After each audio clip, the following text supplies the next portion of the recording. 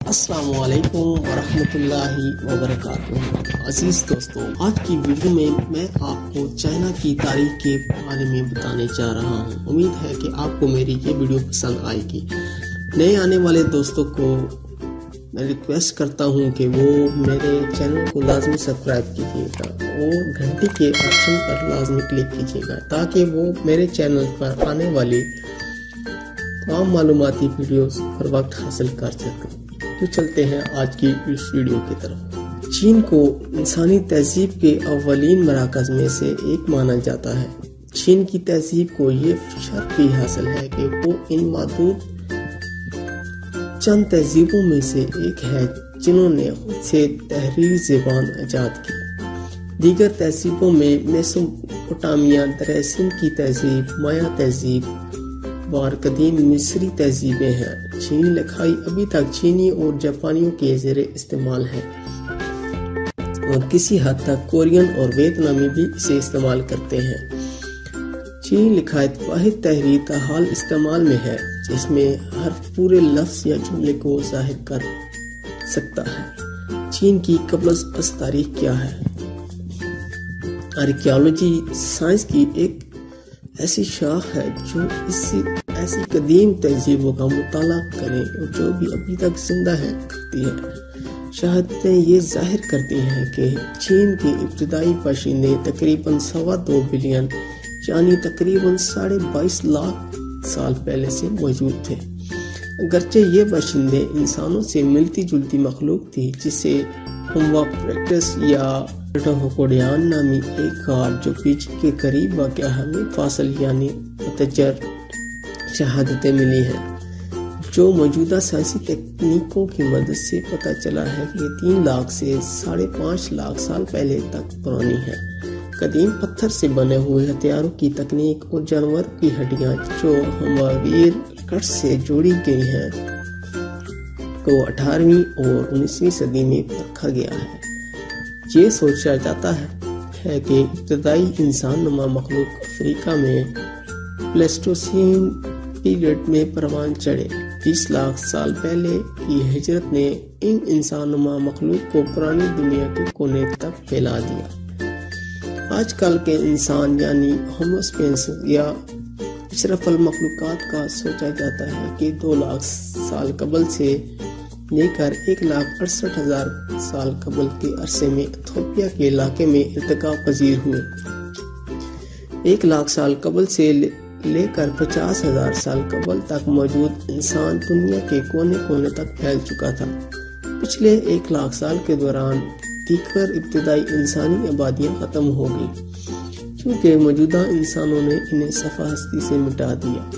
موجودہ انسانوں کی چین میں موجودگی کی سب سے پرانی شہادت لیو جیانگ سے ملی جو کہ سر کی ہڈی ہے اور اس کا تخمینہ 67,000 قبل کا لگایا گیا ہے۔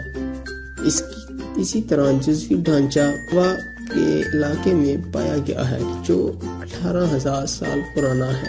چینی ذرا کے مطابق پہلی بادشاہت کا آغاز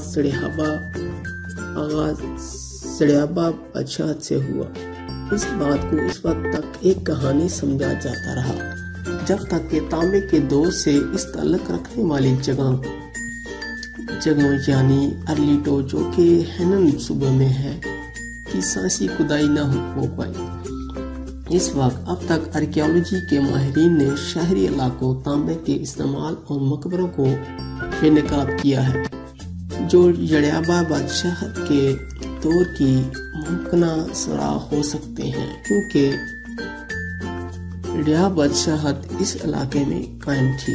تاریخی اعتبار سے مستند پہلی مسند بادشاہت شانگ کے نام سے تھی جو دریائے بیلو کے کنارے مشرقی چین میں 18ویں صدی قبل مسیح سے لے کر 12ویں صدی قبل مسیح تک رہی۔ بعد ازاں لاؤ نے مغرب کی طرف سے حملہ کر کے شانگ کے دور کا خاتمہ کر دیا۔ 12ویں صدی قبل مسیح سے لے کر 5ویں صدی قبل مسیح تک ان کا اقتدار رہا۔ لاؤ کی حکومت مقامی سرداروں کی لڑائیوں کے باعث کمزور پڑ گئی۔ بہار اور خزاں کے عرصے کے دوران بے شمار مقامی حکومتیں بن گئی جو ایک دوسرے کے خلاف برسریں پیکار تھیں۔ ان حالات میں لاؤ بادشاہت برائے کا نام ہی رہ گئی تھی۔ پہلی چینی متحد حکومت اوین بادشاہت کے دور میں 221 قبل مسیح سے شروع ہوئی جب انہوں نے حکمرانی کا آغاز کیا، لیکن یہ عرصہ زیادہ چل نہ سکا کیونکہ یہ لوگ قانون کی سختی سے پاسداری کرتے تھے، جس کے نتیجے میں بغاوت پھیلنا شروع ہو گئی۔ ہن بادشاہت 206 قبل مسیح سے لے کر 220 عیسوی تک رہی۔ 580 عیسوی میں چین کو سو نے متحد کر دیا۔ تانگ اور سونگ بادشاہوں کے ماتحت چین کا سنہری دور رہا۔ 7ویں صدی سے 14ویں صدی عیسوی تک ٹیکنالوجی، ادب اور آرٹ کے حوالے سے چین بتدریج دنیا کی سب سے زیادہ ترقی یافتہ اقوام میں شمار ہوتا رہا۔ 1271 عیسوی میں منگول رہنما قبلائی خان نے یوان بادشاہت کا آغاز کیا اور سونگ بادشاہت کے زیر اثر بنی نامی کسان نے 1368 میں منگولوں کو باہر نکالا اور منگ بادشاہت کی بنیاد رکھی۔ 1644 تک کام رہی۔ منچو کی بنائی ہوئی اونگ بادشاہت 1911 تک قائم رہی، جسے بعد میں پوئی نے ختم کیا۔ اونگ کی بادشاہت چین کی آخری بادشاہت کی۔ چین کی تبدیلی ایک خون ریز مرحلہ ثابت ہوتا تھا اور نئی حکومت کو سابقہ حکومت سے وفاداری کا حلف لینے کے لیے بہت سے طریقے لڑانے پڑتے تھے۔ مثال کے طور پر جب منچوس نے چین کو فتح کیا تو انہوں نے ہن چینیوں کی شناخت کو دبانے کے لیے مختلف طریقہ کار اختیار کیے، جن میں ایک یہ بھی تھا کہ ہن چینیوں کو منچو جیسے انداز میں بال رکھنے ہوں گے۔ 18ویں صدی میں چین کو مرکزی ایشیا کی ان اقوام پر واضح ٹیکنالوجیکل برتری حاصل ہو چکی تھی، جس سے چین کئی صدیوں سے جنگیں کرتا چلا آ رہا تھا۔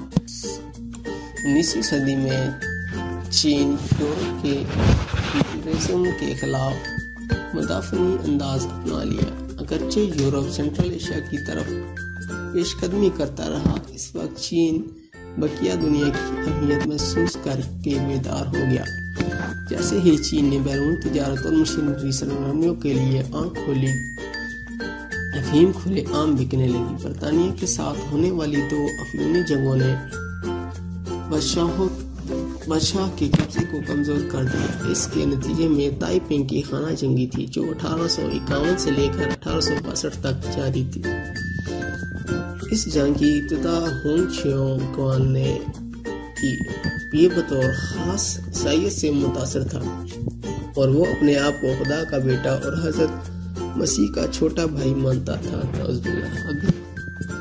اگر امپریلزم والی فوج کی اس میں فتح حاصل ہوئی، لیکن یہ خانہ جنگی انسانی تاریخ کی سب سے ہولناک جنگوں میں سے ایک تھی۔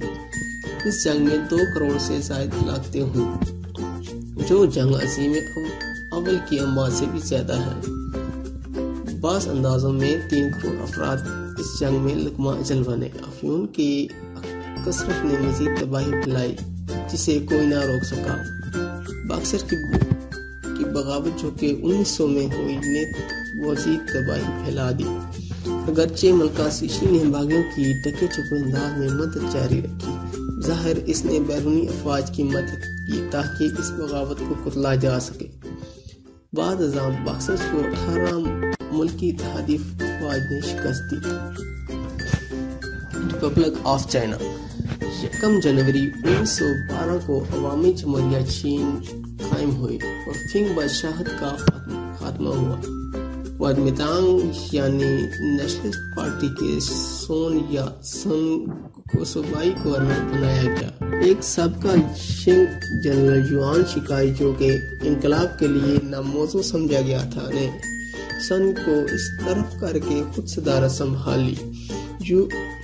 یوان نے خود کو نئی حکومت کا بادشاہ منوانے کی کوشش کی، تاہم چینی سلطنت پر مکمل تسلط جمانے سے قبل قدرتی موت مر گیا۔ یوان شکائی کی موت کے بعد سیاسی لحاظ سے چین منقسم ہو چکا تھا۔ اس وقت بین الاقوامی طور پر مانی گئی لیکن در حقیقت کٹپتلی حکومت بیجنگ میں موجود تھی۔ تو 20 کے اختتام پر کومینتانگ یعنی نیشنل پارٹی نے چیانگ کائی شیک کے زیر انتظام ملک کو اپنے زیر انتظام متحد کر لیا اور ملک کے دارالحکومت کو تائچنگ منتقل کر دیا اور سیاسی رہنمائی کے نظام کو لاگو کرنا شروع کر دیا۔ یہ نظریات سین کے سیاسی زندگی پروگرام کی درمیانی حالت تھی، جس کے مطابق چین کو بتدریج ایک جدید اور جمہوری ریاست بننا تھا۔ در حقیقت اس پروگرام کا مقصد بند پارٹی تھا، جس کو کومینتانگ یعنی نیشنل پارٹی کی حکومت تھی۔ چینو جاپانی جنگ جو کہ 1937 سے 1945 دوسری جنگ عظیم کا حصہ تک جاری رہی، نے نیشنلسٹ اور کمیونسٹ کو متحد ہونے پر مجبور کر دیا۔ 1945 میں جاپان کی شکست کے بعد چین بظاہر فاتح لیکن در حقیقت معاشی طور پر خالی تھا۔ نیشنلسٹ اور کمیونسٹ کے درمیان غیر اعتباری کی وجہ سے چین سول وار یعنی خانہ جنگی پھر سے شروع ہو گئی۔ 1939 میں آئینی حکومت قائم ہوئی، لیکن چونکہ عوامی جمہوریہ چین کے کئی صوبے خانہ جنگی میں شامل تھے، مین لینڈ پر اس آئین کو بھی راج کیا نہ جا سکا۔ عوامی جمہوریہ چین اور جمہوریہ چین میں خانہ جنگی میں فتح کے بعد کمیونسٹ پارٹی آف چائنا نے مین لینڈ کا زیادہ تر حصہ سنبھال لیا۔ 1 اکتوبر 1949 کو انہوں نے عوامی جمہوریہ چین کی اور ROC کو بھی اپنا حصہ قرار دیا۔ ROC کی مرکزی حکومت کو تائیوان چھوڑنے پر مجبور کیا گیا۔ مسلح جنگوں کا اختتام 1950 میں ہوا، لیکن دونوں اطراف سے ابھی بھی تکنیکی اعتبار سے جنگ جاری رہتی ہے۔ 1970 کی دہائی کے اختتام پر عوامی جمہوریہ چین نے اپنے زیر انتظام علاقوں یعنی تائیوان، تائپی، کاؤسیوں اور فیوجیان کے دور دراز کے جزائر پر مکمل کثیر الجماعتی نمائندے حکومت کو رواج دینا شروع کر دیا۔ آج ROC میں تمام شعبۂ زندگی سے متحرک سیاسی نمائندگی ہو رہی ہے۔ ROC کی سیاست میں اہم موڑ چین کے ساتھ اتحاد اور چین کی رسمی آزادی کے ساتھ جڑے ہیں۔ 1978 کی مین لینڈ میں اصلاحات کے بعد انہیں کچھ شعبۂ زندگی میں رعایت دینا پڑی، تاہم چینی حکومت کے پاس ابھی تک سیاست پر مکمل کنٹرول حاصل تھا اور اس نے ملکی سلامتی کو لاحق خطرات کو ہٹانے کا کام جاری رکھا۔ حالوں میں دہشت گردی کے خلاف جنگ، سیاسی مخالفین اور صحافیوں کو جیل بھیجنا، پریس پر کنٹرول، مذہب کی اصلاح اور آزادی کی حامی تحریک کو کچلنا شامل ہے۔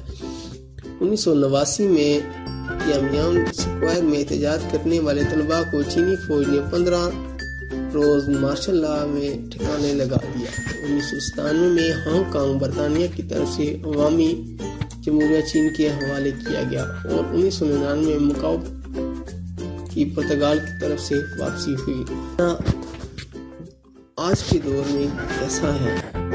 آج جمہوریہ چائنا تائیوان تک پھیلی ہوئی ہے، جبکہ عوامی جمہوریہ چین کے پاس چینی مین لینڈ کا کنٹرول موجود ہے۔ عوامی جمہوریہ چین پر کمیونسٹ پارٹی کا غلبہ ہے، جو کہ جمہوریہ چین کی طرف مائل ہو رہی ہے۔ دونوں ریاستیں ابھی تک خود کو چین کا حکمران کہلانے کی کوشش کر رہی ہیں۔ جمہوریہ چین کے پاس 1949 کے فوراً بعد سے بین الاقوامی حمایت زیادہ تھی، لیکن اب یہ حمایت عوامی جمہوریہ چین کی طرف منتقل ہو گئی ہے۔